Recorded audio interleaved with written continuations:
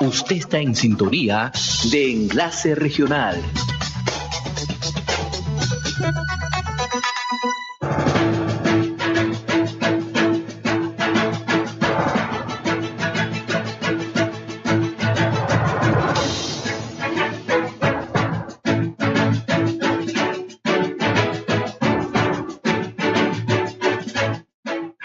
Ingresando a un nuevo bloque de Enlace Regional y RCR Red de Comunicación Regional. Somos RCR Red de Comunicación Regional. Estamos transmitiendo directamente desde Lima, agradeciendo a esta hora las estaciones de radio que se suman en todo el país a la señal de RCR Red de Comunicación Regional, la primera plataforma multimedia descentralizada en el Perú. Ahora 8:23, anunciamos, ya se encuentra con nosotros el doctor Víctor Hugo Quijada, abogado, analista político, especialista en temas de contratación del Estado.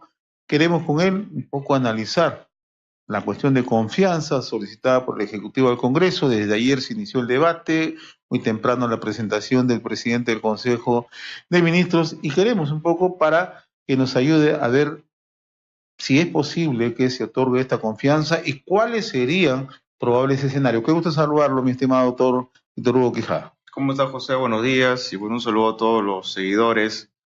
Bueno, esperemos que hoy día el debate se reinicia a las 9 de la mañana y esperemos de que si el debate siga así, más calmado, ya la situación, digamos, ya los apasionamientos han pasado y los temas de discusión de forma felizmente no prosperaron, como el tema de la cuestión previa y algunos análisis respecto al tema de las competencias, que para mí no agota, digamos, el fondo, que no se debe haber perdido de vista desde un inicio, que son las 5 propuestas que está planteando el Ejecutivo, ¿no? Y esperemos de que después, al final del debate, se le otorgue la cuestión de confianza. Hay que recordar que se requiere mayoría simple, es decir, 66 votos, para que se le pueda otorgar la confianza al gabinete, ¿no?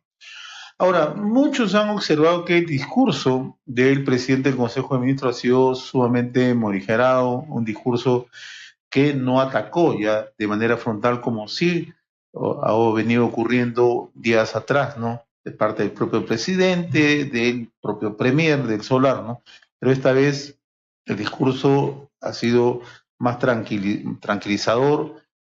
¿Esto puede servir para generar algún tipo de consenso? ¿Esto de una u otra manera apacigua los ánimos? Sí, bueno, efectivamente, en primer lugar, ya están con la recomposición de las bancadas, ¿no? Han quedado 11 bancadas, de las cuales pues hablamos de un nuevo reordenamiento de fuerzas en el interior del Congreso, sobre todo respecto, seguramente ya con las modificaciones posteriores de las comisiones, porque primero se han reconformado las bancadas para que ahora se reconformen las comisiones, sobre todo la Constitución y la Comisión Permanente, que esperemos que tengan representantes de todas las líneas, que eso sería lo ideal, porque hasta el momento ha sido una comisión, estas 2 comisiones estaban gobernadas, dirigidas por los fujimoristas y los apristas, y ya sabemos la forma de proceder, cómo han venido blindando a Chávarri, a diversos excongresistas, bueno, el señor Donaire, que también no pasaba este tema de su acusación, y así, ¿no? Hemos visto cómo han venido dilatando las propuestas del Ejecutivo. Sin embargo, con esta nueva recomposición, esperemos la reconformación de comisiones y ya con el discurso más calmado de la presidencia del Consejo de Ministros, que es como tú mencionas, esperemos pues que ya se ha elevado el discurso, se va a llegar a un consenso y esperemos pues que le den el voto de confianza y que se revisen los proyectos, ¿no? y se enriquezcan, ¿no? Ahora, para nadie es ajeno la impopularidad del Parlamento, ¿no? Ayer un sondeo de opinión de la Compañía Peruana de Investigación de Mercado nuevamente sitúa al Parlamento en un índice bastante preocupante, ¿no? Ni siquiera hay un 5% que aprueba la gestión del Congreso en su conjunto. Eso está quizá fuera de discusión. Pero el otro tema son las formas que también ha utilizado el Ejecutivo, ¿no? Prestigiosos constitucionalistas, ¿no? Han coincidido en esta vez que las formas del Ejecutivo no han sido las más apropiadas, ¿no? De tal manera que esto generó esta primera colisión, ¿no? Pero ahora vemos que el gobierno trata un poco de distender el tema porque también son los riesgos que se pueden asumir en las próximas horas, ¿no? Ese es un tema que no lo podemos perder de vista, ¿no? Sí, bueno, a mí realmente me llama mucho la atención el pronunciamiento de muchos constitucionalistas que tienen renombre en el país y que lamentablemente pues forman parte del status quo, ¿no? Porque lo que yo veo en diversos medios es de que cuando alguien toca el viejo orden, la forma, la estructura, la que ya conocemos y la cual se basa en un sistema de corrupción y de blindaje, rápidamente saltan, rápidamente salen a vociferar los medios, y verdad me llama la atención, ¿no? Que abogados con determinado mucho prestigio se estén basando o se hayan querido basar en leguleyadas, en temas de forma, de cómo se escribe, de cómo no se escribe, que la coma, que el punto, que digamos no tiene una trascendencia en el fondo, ¿no? Porque nosotros sabemos muy bien también los que somos abogados. Por ejemplo, escuché de que no se puede, lo que no está permitido, lo que no está prohibido está permitido. Y decían de que eso no se puede aplicar. Eso en el Estado, por supuesto, que es falso. Si bien es cierto que existe el principio de legalidad, la acción discrecional también existe dentro del Estado, ¿no? Que es el equivalente a la frase, ¿no? Ahora, respecto a otros temas también que, digamos, la forma, digamos, de los escritos, que no tienen, digamos, existe el principio iura no vicuria, ¿no? Que significa cubrir los vacíos por defecto de la ley o por defecto de las acciones de las personas. Y que eso es, por ejemplo, y mira, ese es un principio que se aplica en derecho constitucional. O sea, justamente los que han hablado son constitucionalistas, incluso hasta ex miembros del Tribunal Constitucional. Ellos han tenido muchas veces que cubrir esos vacíos por defecto de los abogados o de las partes, incluso invocar derechos hasta que pueden ser de oficio para poder solucionar un problema con tal de, digamos, en una acción de amparo, reparar el daño, ¿no? Que es básicamente lo que trata de hacer una acción de amparo. Sin embargo, veo que se han querido basar en temas que no son de fondo, porque acá el fondo es de que lo que se está viendo ahora, ¿no? La discusión importante de estos 5 proyectos que implican reglas claras, reformas para tener reglas claras en las futuras elecciones, que prácticamente la campaña es el próximo año, ¿no? Ahora, veamos escenarios, ¿no? ¿Qué ocurre si en las próximas horas el Congreso otorga la cuestión de confianza al Ejecutivo, acepta los 5 proyectos, pero estos van a ser sometidos justamente a discusión, a debate, y esto podría generar un conjunto de variables entre los propios proyectos? En esa lógica, ¿cree usted que el gobierno aceptaría cualquier modificación, entendiendo la postura primero del presidente de la República, que no se naturalicen los proyectos, ¿no? Y una carta reciente del propio presidente del Consejo de Ministros, ¿no? Entonces, el escenario sigue siendo complejo, aún así se otorgue la cuestión de confianza. Sí, efectivamente, porque, digamos, la sartén por el mango lo va a tener el Congreso todavía, ¿no? Entonces, primero yo pienso que se debe recomponer las comisiones y luego de ello empezar el debate, ¿no? Porque si empezamos el debate de frente como está... Pero ahí estamos en un problema, permítame, y con la disculpa del caso, doctor, ya los 15 días que planteaba Salvador de Solar no se van a cumplir, ¿no? Entonces, otra contradicción, otra fricción más. Sí, efectivamente, vamos a ver cómo lo soluciona el Congreso y que traten de trabajar lo antes posible, porque seguramente van a pedir ampliación de plazo, ¿no? Que es lo que escuchaba ayer, ¿no? Porque no, o sea, debatir, si bien siento la esencia, no se puede, esperemos no se vulnere, ¿no? Porque de los 5 proyectos el problema vendría si es que cambian todo, ¿no? Porque al fin y al cabo quien va a decidir es el Congreso. Ahora, ¿usted siente con experiencia que el Congreso tiene la voluntad de cambiar todo? Bueno, después de este impasse y que prácticamente casi le va a costar la disolución del Congreso, yo pienso que no, yo pienso que de repente le van a mejorar o aumentar algunas situaciones más. Porque, por ejemplo, el tema de la paridad, yo pienso que ese tema sí va, ¿no? No hay nada que modificar. Además tiene consenso, ¿cierto? Claro, ¿no? el tema una de las discusiones es el tema de los partidos políticos. Claro, ¿no? O sea, las elecciones primarias. Así es, ahí creo que sí va a haber discrepancia, ¿no? Respecto al tema de la forma discrepancia de fondo, ¿no? Sí, claro, porque ahí hay una situación de no hacerlo por democracia abierta, o sea, decir que los ciudadanos no vayan a votar, sino que ahí hay que recordar que las candidaturas, por ejemplo, el CEN, ¿no? Es quien asignaba, ¿no? Pero ahora, por ejemplo, si uno quiere ser candidato al Congreso, es la población la que va a votar por su candidato, ¿no? Sin estar inscrita en el partido, sin pertenecer al partido, ¿no? Esa es la situación. O sea, la volatilidad, o sea, el cambio zonal puede darse, ¿no? Traslado a un grupo de electores a determinado lugar, votan en determinada agrupación sin pertenecer. ¿Estamos preparados para eso? Yo pienso que ese sistema que se está queriendo aplicar es similar al que Estados Unidos tiene, ¿no? Porque ya en Estados Unidos pasa lo que se llaman las elecciones primarias, ¿no? Donde a veces Claro. el partido, la misma población se pronuncia respecto al tema de la elección de los diputados, de los senadores, ¿no? Y es más, dentro de ello hay todo un movimiento interno para la elección del candidato presidencial. No es tan fácil como aquí, ¿no? Que uno va en el CEN, o sea, el Consejo que ve, el Nacional que ve todo el tema de los partidos internos, y ahí uno, como se ha venido trabajando, compra una candidatura, ¿no? Vas con tus 30.000, 40.000 dólares y compras un número, ¿no? Pero si quieres, por ejemplo, ser candidato al Congreso. Realmente ahí va a haber una situación, lo que se quiere en el fondo es que la población participe en política, ¿no? Lo que se busca es que la población se inscriba, vote por un candidato que simpatice tanto para las elecciones municipales, regionales, para el Congreso, para que sea candidato presidencial.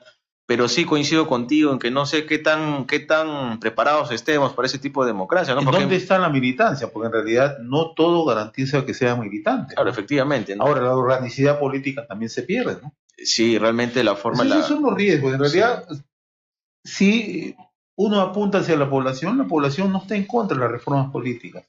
La población considera que se tienen que hacer cambios, ¿no? Pero la dificultad está en que de una u otra manera no hay espacio para discusión, ¿no? Y probablemente una de las salidas que está planteando, y también hemos escuchado ayer en la discusión, bien, le concedemos la cuestión de confianza al Ejecutivo, pero presidente del Consejo de Ministros, ministro de Justicia, usted participe en el debate. Sería lo ideal, ¿no? En verdad sería lo Pero ideal. lo ideal ya viene de parte del Ejecutivo que quiera sentarse a participar justamente en esos debates que tanto ha solicitado, ¿no? Sí, Y sería lo efectivamente. responsable, Sería ¿no? lo responsable y lo recomendable también para que defienda su postura, ¿no? Porque de nada serviría, digamos, que le dé un voto de confianza y si el mismo Congreso lo está solicitando para que sustente, pues en buena hora, ¿no? En eso consiste la política, ¿no? En negociar, en llegar a puntos medios, en tratar de ganar, ¿no? Que se llama la fórmula, ¿no? No se trata de imponer, como hemos venido viendo que han tratado ni por uno ni por el otro, ¿no? El Ejecutivo quería imponer, el Congreso se encaprichaba en no querer responder al Ejecutivo y así han venido peloteándose hasta agravar esta crisis que prácticamente casi le ha costado la desaparición del Congreso momentáneo, ¿no? Entonces, yo pienso que sí es necesario que el Ejecutivo responda al llamado del Congreso y que se siente pues a dialogar y a trabajar en las mesas técnicas para que también lo antes posible se puedan impulsar estas reformas, ¿no? Porque algunas de ellas son constitucionales. Ahora, el otro tema es que en medio de toda esta discusión surgen algunas propuestas. Si bien es cierto, el presidente de la República se ha esforzado en decir que no va a haber ningún cambio en el modelo económico, que no va a haber cambios de fondo en la marcha económica del país, pero hemos escuchado, ¿no?, a un ministro de Justicia, al principal asesor jurídico del gobierno del presidente de la República, dejar abierta la posibilidad de que el Estado se convierta en un Estado empresario, ¿no? Entonces, todo esto de una u otra manera ha ido abonando a ese nivel de confrontación abierta. Tan difícil es que el Ejecutivo pueda articular mecanismos de comunicación que permitan, primero, llegar a la ciudadanía y, segundo, establecer un canal de comunicación y de convencimiento hacia el Parlamento. Yo pienso que aquí hay desde el momento de que el presidente, por ejemplo, se manifestó respecto a la cuestión de confianza en su mensaje a la nación, creo que las formas tienen que guardarse, ¿no? También lo que el ministro de Justicia dijo sobre el tema de la economía, realmente, por ejemplo, por hablar de ese tema, no podemos volver al pasado, ¿no? Sabemos, bueno, yo no había nacido, pero por todo lo que pude estudiar, entiendo de que en el 69, por ejemplo, cuando se implantó el modelo de Velasco, durante el gobierno de García, hemos tenido intentos frustrados de aplicación de ideas Más de marxistas. 200 empresas estatales. Claro, y bueno, realmente la empresa estatal funcionaría pues si realmente tendríamos una burocracia eficiente, pues no estatal, así como Estados Unidos la tiene, como Chile la tiene, o mismo China la tiene, siendo comunista, ¿no? Sin embargo, ese modelo no funcionaría aquí porque ya estamos viendo qué tipo de clase política tenemos y esa clase política va a llegaría a ser funcionarios y ya sabemos cómo estatizar todo lo que es el tema de la empresa privada. Realmente nos llevaría al fracaso como país y realmente sería matar de hambre a nuestra gente, ¿no? Y ya sabemos cómo está Venezuela, cómo está Cuba, cómo ha acabado Argentina. Entonces realmente ese tipo de modelos, más bien Perú debe preocuparse por ser productivo y abrirse al mercado, tratar de competir, porque no producimos ni el 1% del PIB del mundo. Imagínate, estamos en los últimos puestos de las economías, último puesto en temas de corrupción. Nos debemos preocupar, en vez de ya salirnos de este tema de la reforma y todo lo que está pendiente, preocuparnos en ser un país productivo, en atraer inversiones, en generar puestos de trabajo. Más del 70% de jóvenes es ni trabaja ni estudia. Entonces ahorita serán jóvenes, pero acá en 10 años son los futuros adultos, ancianos en un tiempo, y vamos a ver qué va a pasar con ese alto grado de desocupación, ¿no? Ahora, para volver a lo que tú mencionas, ¿no? Respecto al tema de que creo que sí han estado fallando un poco los temas de comunicación, ¿no? Porque realmente no se puede entender cómo el mismo presidente pecha, ¿no? Que es lo que se habla en los medios, pechar, esto de acá, eso, buscar la confrontación, creo que no es el mejor momento. Creo que la salida la tiene el presidente del Consejo de Ministros, Salvador Solar, que fue quien ayer, digamos, apaciguó la situación, explicó de manera clara qué es lo que quería el Ejecutivo, sin llegar a la ofensa, sin llegar al escarnio, a la burla, ¿no? Que es lo que a veces nuestros políticos hacen, ¿no? Para, digamos, encandilar, para que se generen, para que se polarice la opinión, ¿no? Y eso es lo que realmente no se requiere. Más bien en estos momentos lo que se requiere es llegar a un punto medio, buscar un consenso, llegar a acuerdos, ¿no? Que sean definitivos y sobre todo en mejor de la población, ¿no? Si, yo coincido con Müller, por ejemplo, en el sentido de que a veces no debemos agotar todo esto en el tema del legal, ¿no? Que es porque esta reforma constitucional, legal, el tema de justicia, sí, es cierto que la teoría del Estado, para que un país, digamos, progrese, se requiere un poder judicial, un sistema de justicia independiente, ¿no? El segundo tema es seguridad jurídica, ¿no? Entonces, si nosotros estamos partiendo por ahí, yo creo que estamos bien, ¿no? Pero el discurso no debe agotarse solamente en eso, ¿no? Pasar de temas teóricos a los temas prácticos, como el tema de la inversión pública, inversión privada, el tema de la economía, es algo que debe realmente preocupar al gobierno también, ¿no? Y ese es un tema, creo que va paralelo a la discusión, ¿no? Porque lo que hay hoy, incluso algunos analistas, y en algún momento he conversado con usted sobre ese tema, el gobierno le pone mucho énfasis a la lucha contra la corrupción. Creo que ningún peruano está en desacuerdo al tema de las reformas políticas, que también es una aspiración, pero en el tema de gobierno propiamente, el gobierno está descuidando muchas aristas, ¿no? O sea, allí también estriba otro tema, ¿no? ¿Qué va a pasar si el gobierno no consigue plenamente lo que está buscando en el Parlamento? Entra ya a lo que se llama política real, realpolitik, ¿no?